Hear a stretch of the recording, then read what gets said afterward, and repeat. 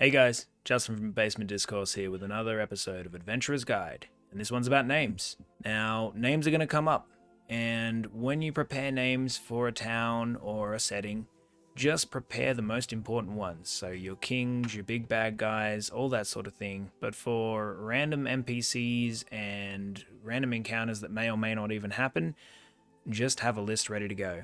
I promise you, you will come off looking great and very prepared. However, you will just be drawing from a list because the rest of them don't seem to really matter too much to you, but they will to the players, and they will put you on the spot every time. So don't prepare 200 different people with jobs and tasks throughout a whole city. Just have your main guys prepared, and everything else just draw from a book when they ask you what that person's name is, if they ask you what that person's name is. Otherwise, you're doing a whole lot of work for not a whole lot of gain.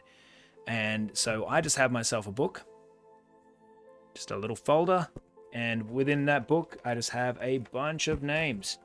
So pages and pages of easy to read names. And my names vary from bandits to ogres to towns to taverns, all sorts of different names. So just in case you put on the spot, you can quickly flip to that page and go, bam, there you go. Commoner A is no longer Commoner A. His name is actually real, and it looks like you care about him.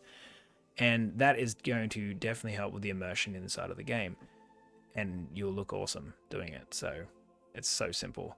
As far as making up names goes, if you get creative and you can think of 1,000 names, go for it. Otherwise, fantasy name generator's probably the best one I've found, and they will give you a bunch of different options. In fact, millions of options of names for anything you need to name. So you need to name a swamp, you need to name a town, you need to name a king, you need to name a commoner, you need to name a baker. There will be names in there, and different categories all the way throughout.